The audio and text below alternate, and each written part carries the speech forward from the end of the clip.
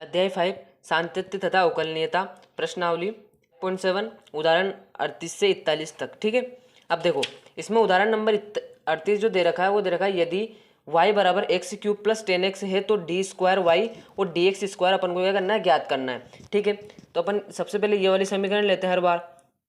तो y बराबर x cube plus 10x अपन ने ले ली।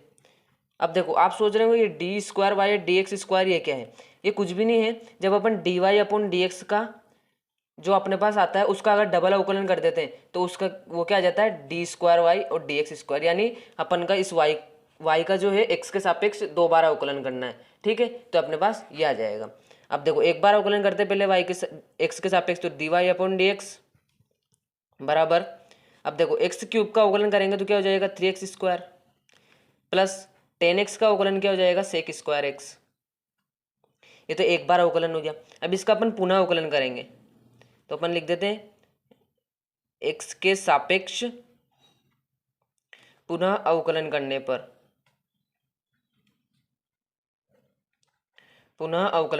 तो क्या होगा, इसका भी डबल अवकलन हो गया यानी डी अपॉन डी एक्स, वो इधर क्या आ जाएगा d Y upon D x बराबर, इसका भी डबल होगा डी अपॉन डी एक्स और 3x square plus sec square x. ठीक है, अब देखो इस d Y upon D x का अपन अवकलन करते हैं क्या आता है, d square y upon D x square बराबर, अब देखो ये पावर का अवकलन मैंने आपको बताया, पावर आगे आ जाती है, पावर आगे आ जाएगी तो कितना हो जाएगा 6x हो जाएगा। ठीक है, और x के ऊपर एक पावर रह जाती है, उसका कोई मतलब नहीं। फिर x का x के सापेक्ष अवकलन करना होता है तो 1 हो जाता है, प्लस अब सेक स्क्वायर एक्स का करेंगे तो पहले स्क्वायर का सोल्व करेंगे तो 2 आगे आ जाएगा, इसमें से एक कम हो जाएगा यानी 2 सेक एक्स हो जाएगा। फिर डी अपॉन डी एक्स अपन सेक एक्स का अवकलन कर देंगे। ठीक है, अब देखो ये डी स्क्वायर वाई अपॉन में डी एक्स स्क्वायर बराबर 6x प्लस 2 सेक एक्स। अब सेक एक्स का अवकलन क्या होता है, सेक एक्स का अवकलन होता है सेक एक्स 10x। ठीक है, अब इसको अपन सोल्व करके लिख देते हैं d square y upon D x square बराबर 6x plus 2 sec square x dot 10x। तो ये अपना आंसर आ जाता है।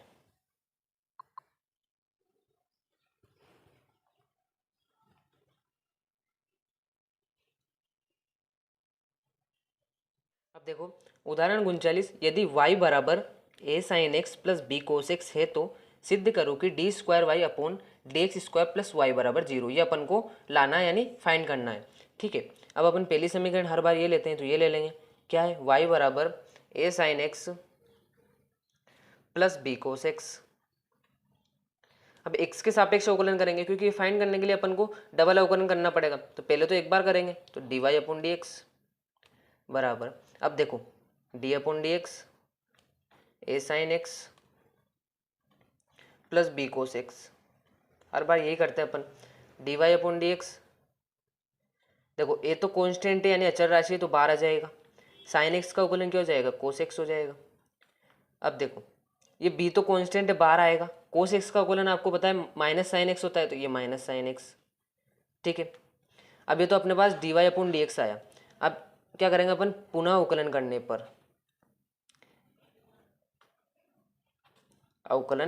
पर, एक्स के सापेक्ष, ठीक है एक्स के सापेक्ष पुनः अवकलन करने पर तो क्या होगा d square y upon D x square हो जाएगा। इधर क्या होगा ए तो अचर राशि बाहर आ जाएगा, कोस एक्स का अवकलन माइनस साइन एक्स तो साइन एक्स ये माइनस आगे लगा देता हूँ, फिर माइनस बी तो कॉन्स्टेंट बाहर आ जाएगा, साइन एक्स का अवकलन कोस एक्स। ठीक है, अब d square y upon D x square बराबर, अब देखो ये तो अपने पास आ गया है। ठीक है, अब अपन को प्लस वाई भी चाहिए, तो देखो वाई की वैल्यू क्या है a sine x plus B cos x है, तो अपन इसमें से माइनस कॉमन ले सकते हैं तो क्या आ जाएगा a sine x plus B cos x आ जाएगा। ठीक है, d square y upon D x square बराबर, अब देखो a sine x plus B cos x ये किसकी वैल्यू है, ये वैल्यू है देखो वाई की, तो मैं क्या कर दूंगा माइनस वाई। ठीक है, अब मैं इधर सोल्व कर देता हूँ। अब देखो बराबर d square y upon D x square, अब देखो माइनस इधर आएगा तो प्लस का हो जाएगा तो प्लस वाई बराबर में क्या जाएगा 0। तो ये यही फाइंड करना था अपन को, तो ये हैंड्स प्रो। अब उदाहरण 40 इसमें दे रखा है यदि y बराबर 3e⁴x और 2e⁴3x है तो सिद्ध करो कि d²y/dx² - 5dy/dx + 6y बराबर 0। ठीक है, अब अपन क्या करते हैं, ये समीकरण लेते हैं हर बार की तरह। क्या है, y बराबर 3e⁴2x प्लस 2e⁴ क्या है 3x है। अब x के सापेक्ष अवकलन करेंगे इसका तो क्या आ जाएगा dy/dx बराबर, अब देखो इसका भी x के सापेक्ष अवकलन करना पड़ेगा, 3 तो कांस्टेंट है बाहर आ जाएगा। e⁴x का अवकलन e⁴x होता है तो e⁴2x का अवकलन e⁴2x यानी e⁴2x। फिर अपन 2x का अवकलन करेंगे यानी d/dx, फिर 2x का अवकलन करेंगे प्लस 2 तो कांस्टेंट है बाहर आ जाएगा। e⁴3x का अवकलन क्या हो जाएगा e⁴3x और d/dx 3x का अवकलन कर देंगे। ठीक है, तो dy/dx बराबर, अब देखो 3 इंटू e⁴2x, अब 2 तो कांस्टेंट है बाहर आ जाएगा, x का x के सापेक्ष अवकलन कितना हो जाएगा 1 प्लस 2 इंटू e⁴3x, अब 3 तो कांस्टेंट है बाहर आ जाएगा, x का x के सापेक्ष अवकलन 1 हो जाएगा, है ना। अब dy/dx, अब देखो 3 दूनी 6 और ये देखो 3 दूनी 6, दोनों तरफ 6 है यानी 6 कॉमन आ सकता है तो ये 3 भी हट जाएगा, ये भी हट जाएगा, e⁴2x रह जाएगा अंदर और इधर से e⁴3x रह जाएगा। ठीक है, अब ये तो अपना एक बार अवकलन हुआ है, लेकिन अपन को तो d² और dx² यानी 2 बार अवकलन वाला भी चाहिए, तो अपन इसका पुनः अवकलन करते हैं तो क्या हो जाएगा d²y/dx² बराबर 6 तो कांस्टेंट है बाहर आ जाएगा। अब देखो e⁴2x का अवकलन करेंगे तो e⁴2x का अवकलन e⁴2x हो जाएगा। फिर 2x का अवकलन करेंगे अपन तो 2x का अवकलन मैंने बताया आपको वापस क्या हो जाता है 2 ही हो जाता है ना, तो मैं 2 को आगे लिख देता हूँ। ऐसे इधर भी e⁴3x का e⁴3x हो जाएगा और 3 आगे लिख देता हूँ। ठीक है, अब देखो ये दोनों समीकरण ना आ गई है, अब देखो अपन को ये मान चाहिए। ठीक है, तो अपन क्या करते हैं, ये जो मान आया ना इस समीकरण में पुट कर देते हैं। देखो d² और dx² का मान क्या अपने पास है, चलो अपन को इसको थोड़ा और सोल्व कर लेते हैं अपन, d² dx² ताकि वहाँ पर प्रॉब्लम नहीं आएगी। इसको अंदर गुणा करेंगे 6 दूनी 12 e⁴2x प्लस 6 3 18 e⁴3x। ठीक है, ये मान पुट कर देंगे, इसका मान क्या है 12 e⁴2x प्लस 18 e⁴3x। ठीक है, -5, अब देखो मैं इसको भी अंदर गुणा करके लिख देता हूँ, क्या है 6 e⁴2x प्लस 6 e⁴3x। ठीक है, प्लस 6, अब y की वैल्यू क्या है ये रही यानी 3 e⁴2x प्लस 2 e⁴3x बराबर में 0। अब देखो 12 अपन इसको अंदर गुणा करके पहले सोल्व कर लेते हैं, 12 e⁴2x प्लस 18 e⁴3x माइनस 6 पंजे का 30 e⁴2x और ये प्लस माइनस 6 पंजे का 30 e⁴3x। ठीक है, प्लस ये भी अंदर गुणा हो जाएगा यानी 6 3 18 e⁴2x और 6 दूनी 12 e⁴3x बराबर में 0। अब देखो 12 e⁴2x तो ये है और 18 e⁴2x, 18 और 12 कितने हो जाएंगे 30 e⁴2x, तो मैं लिख देता हूँ यहाँ पर 30 e⁴2x। ठीक है, और ये माइनस e⁴2x ये रहा तो माइनस 30 e⁴2x ये लिख देता हूँ मैं यहाँ पर, प्लस अब देखो 18 तो ये रहे e⁴3x और 12 e⁴3x ये है तो कितने हो जाएंगे 30 e⁴3x यानी 30 e⁴3x लिख देता हूँ और माइनस में 30 e⁴3x ये रहा बराबर में 0 आ जाएगा। अब देखो 30 e⁴2x प्लस का 30 e⁴2x माइनस का कट जाएंगे और ये भी कैंसिल हो जाएंगे यानी 0 बराबर 0 आ गया, यानी LHS वाला पद RHS वाले पद के बराबर आ गया है। तो ये अपना सवाल क्या है प्रूव हो गया है। उदाहरण 41 में दे रखा है यदि y बराबर साइन इनवर्स x है तो दर्शाए कि 1 - x² d²y/dx² - x dy/dx बराबर 0 है। ये अपन को निकालना है, ये अपन को प्रूव करना है। ठीक है, अब अपन ये समीकरण ले लेते हैं, क्या है y बराबर साइन इनवर्स x। ठीक है, अब देखो x के सापेक्ष अवकलन करेंगे तो dy/dx बराबर साइन इनवर्स x का अवकलन क्या होता है 1/रूट के अंदर 1 - x², यही होता है अपन को पता है।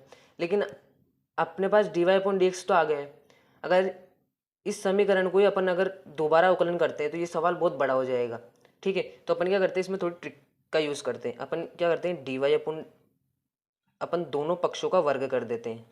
क्या करते हैं, दोनों पक्षों का वर्ग करने पर, यानी दोनों पक्षों का अपन स्क्वायर कर देंगे तो इधर क्या आ जाएगा, dy अपॉन डी एक्स का होल स्क्वायर, ठीक है। अब देखो 1 अपॉन रूट के अंदर ये रूट है ना, अगर अपन रूट एक्स का स्क्वायर करते हैं तो क्या आता है, ये रूट स्क्वायर कट जाता है, एक्स रह जाता है बस, ठीक है। तो इधर भी क्या रह जाएगा, 1 माइनस एक्स स्क्वायर रह जाएगा बस। अब इसको अपन उधर उधर भेज देते हैं तो D Y upon D x का होल स्क्वायर और 1 माइनस एक्स स्क्वायर भी इधर आ जाएगा, बराबर में क्या आ जाएगा, 1 आ जाएगा। अब इसका अपन दोबारा अवकलन करेंगे। अब इसको समीकरण नंबर 1 नाम दे सकते हैं अपन और फिर लिख सकते हैं कि समीकरण 1 का एक्स के सापेक्ष पुनः अवकलन करने पर, ठीक है। अब देखो ये तो u और ये v, u डॉट v का फॉर्मूला अप्लाई हो रहा है, तो अपन क्या करेंगे, वही अप्लाई करेंगे, 1 माइनस एक्स स्क्वायर, इसका अवकलन करेंगे तो पावर तो आगे आ जाती है, 2 तो आगे आ गया और d Y upon D x रह जाएगा। फिर d Y upon D x का भी अवकलन, देखो एक्स स्क्वायर होता है तो पावर आगे आ जाती है, यानी क्या हो जाता है, 2x हो जाता है ना। फिर अपन x का भी करो, x के सापेक्ष तो वो तो 1 हो जाता है, तो लिखने की जरूरत नहीं। लेकिन यहाँ पर x के अलावा d Y upon D x है तो अपन को इसका भी करना पड़ेगा। तो D Y upon D x का अवकलन क्या हो जाता है, मैंने बता रखा आपको, d square y upon D x square हो जाता है, ठीक है। अब प्लस, अब d Y upon D x का होल स्क्वायर, इसका तो अवकलन कर लिया तो इसको तो रख देंगे। अब 1 माइनस एक्स स्क्वायर का करेंगे तो 1 तो क्या है, कांस्टेंट है, यानी इसका तो 0 हो जाएगा, 0 हो जाएगा, माइनस, अब देखो एक्स स्क्वायर का अवकलन क्या हो जाएगा, 2x हो जाएगा, बराबर में कितना आ जाएगा, 1 का अवकलन कितना हो जाएगा, 0, कांस्टेंट का अवकलन तो 0 ही होता है, ठीक है ना। अब देखो ये 1 minus x square 2 d Y upon D x, d square y upon D x square.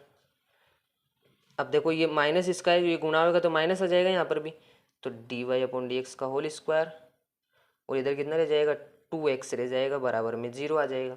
अब देखो यहाँ पर क्या है, 2 d Y upon D x है और यहाँ पर भी 2 और 2 d Y upon D x है, तो अपन ये कॉमन ले लेते हैं, 2 d Y upon D x अपन ने कॉमन ले लिया, तो इधर तो क्या बचेगा, 1 माइनस एक्स स्क्वायर और d square y upon D x square बचेगा, ठीक है, माइनस इधर से 2 तो कैंसिल हो जाएगा, d Y upon D x, एक d Y upon D x हट जाएगा, एक बचेगा, यानी एक्स अपन आगे लिख सकते हैं, तो x d Y upon D x बराबर में क्या जाएगा, 0, ठीक है। अब देखो आप इसको इसके नीचे भेजोगे तो ये भी क्या हो जाएगा, 0 में किसी का भाग दो 0 आ जाता है, यानी इधर क्या बचेगा, 1 minus x square d square y upon D x square minus x d Y upon D x बराबर 0। ये अपन को प्रूफ करना था, देखो मैं दिखा देता हूँ आपको, ये प्रूफ करना था ना, ये आ गया, तो हेंस प्रूफ।